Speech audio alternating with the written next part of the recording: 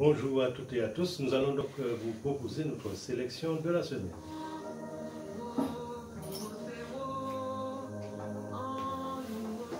Une proposition indécente faite à des détenus pose la question de leur humanité.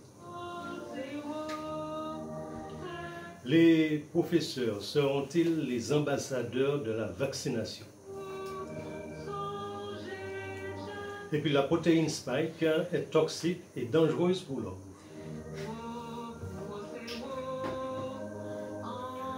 Une proposition indécente faite à des détenus pose la question de leur humanité.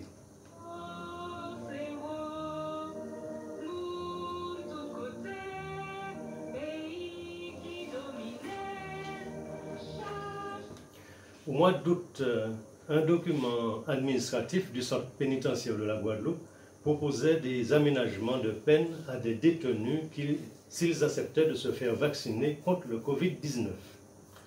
Dans ce document intitulé « Demande de vaccination », il était mentionné que l'attestation de vaccination sera prise en compte dans les dossiers de demande de permission, d'aménagement de peine et d'octroi de remise de peine supplémentaires.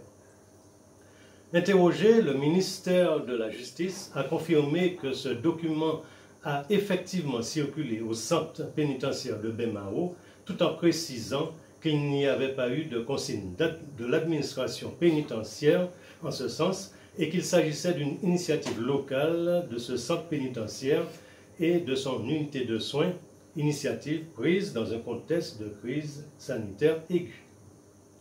Le ministère a ajouté qu'il n'existe pas d'autres initiatives similaires sur le territoire et que ce document ne sera plus utilisé. Pourtant, il note aux détenus de la campagne vaccinale contre le Covid-19 et l'obtention de réductions supplémentaires de peine en date du 10 août 2021 a concerné la maison d'arrêt de Sarreguemines dans la Moselle. C'est inquiétant qu'une réduction ou un aménagement de peine, une permission de sortie qui ne peuvent être accordées que par un juge d'application des peines sur la base de critères fixés par la loi, soit présentée comme la récompense à une vaccination anti-Covid-19. Il est à parier que ces messieurs des syndicats de police, se plaignant de devoir faire face à une criminalité croissante et, selon eux, pas suffisamment punis, ont apprécié la démarche. Par ailleurs, un tel chantage est-il acceptable lorsqu'on ne perd pas de vue qu'une personne détenue a des droits familiaux, civiques et titulaire a droit à son intégrité physique?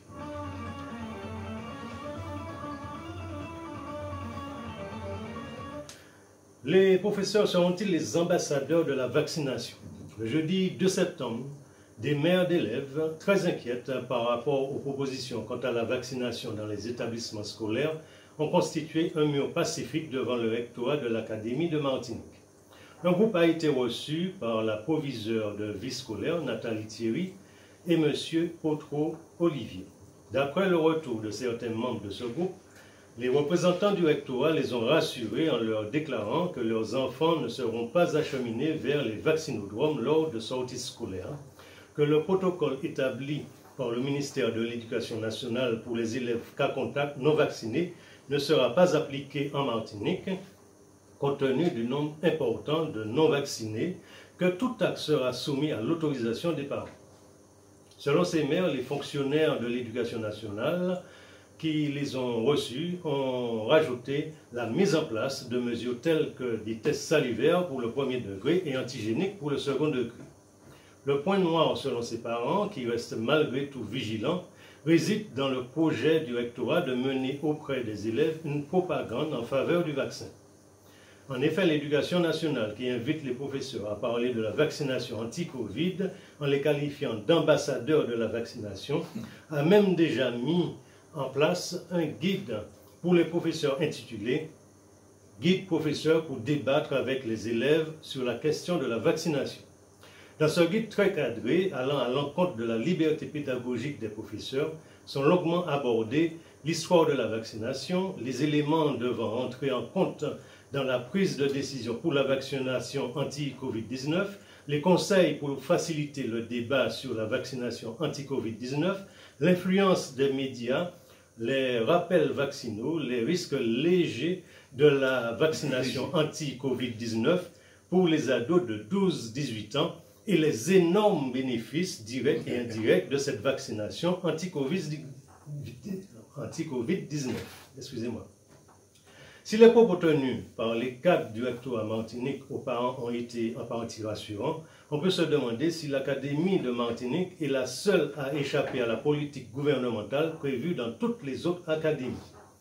En effet, dans un article du 2 septembre, France Info indique qu'une campagne de vaccination va débuter dans les collèges et lycées bretons. Les chefs d'établissement y ont reçu leur feuille de route de l'ARS pour organiser le dispositif et le transport des élèves vers les centres de vaccination.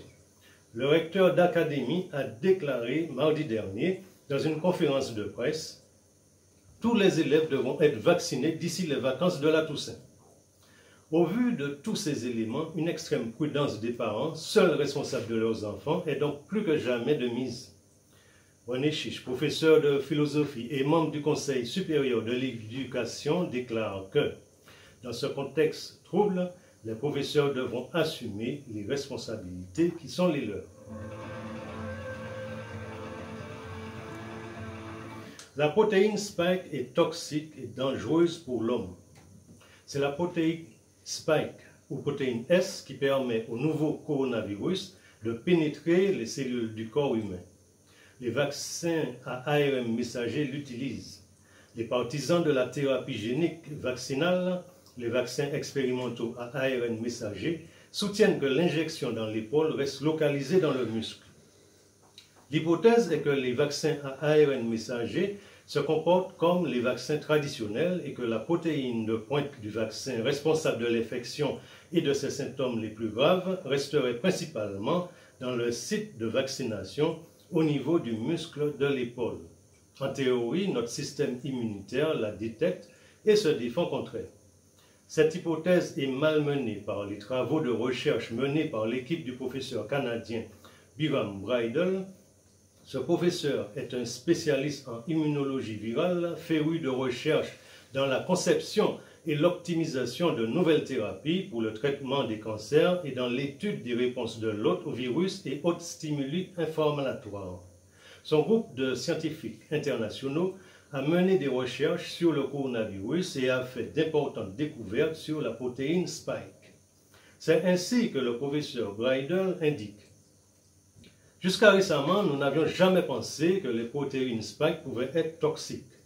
Les vaccins ARN messagers qui ont été testés pour la première fois sur des animaux et dont les études n'ont jamais été rendues publiques montrent que les nanoparticules d'ARN messager ne restent pas localement au site de ponction dans le tissu musculaire comme supposé et revendiqué par les fabricants, mais vont dans les organes à des concentrations parfois dramatiques où ils sont transférés de cellule en cellule, absorbés en continu.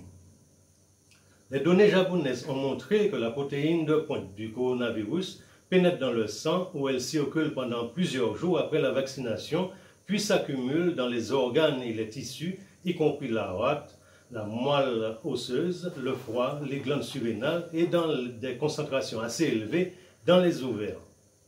Les chercheurs du groupe du professeur Biram Bridle se sont aperçus que la protéine Spike est une toxine et qu'elle crée des dommages cardiovasculaires. Leurs travaux ont montré que la protéine migre dans le sang, s'accumule dans le foie et dans les ovaires. Chez 13 jeunes ayant reçu la thérapie génique Moderna, ils ont observé que la protéine Spike est passée dans le sang de 11 jeunes. En passant dans le sang, elle peut se lier aux récepteurs des plaquettes pouvant provoquer coagulation, caillots et problèmes neurologiques. C'est ce qui expliquerait les milliers d'effets secondaires graves comme les caillots sanguins, les maladies cardiaques, les problèmes de reproduction, les thromboses et les lésions cardiaques et cérébrales. En conclusion de ces travaux, le professeur Bridle déclare « Nous avons fait une erreur. La protéine de pointe est elle-même toxique et dangereuse pour l'homme. Elle est même transmise par le lait maternel aux enfants allaités. » Au vu de ces résultats d'études peu rassurants, on peut se demander les motivations de nos sénateurs et sénatrices de Martinique et Guadeloupe qui ont signé la proposition de loi visant à rendre obligatoire la vaccination anti-Covid pour toute la population.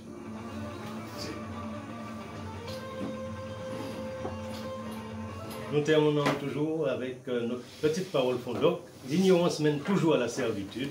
Soyons donc vigilants, restons informés et évitons d'être manipulés en complétant notre information et en utilisant les médias alternatifs que nous pouvons enrichir. Consultons gratuitement le journal en ligne des comités populaires, le journal Jikambout, et c'est sur la web TV www.jikambouttv.com. L'utilisation du savoir peut nous conduire à la liberté. Donc, faites ce qu'il y a à faire pour faire circuler l'information.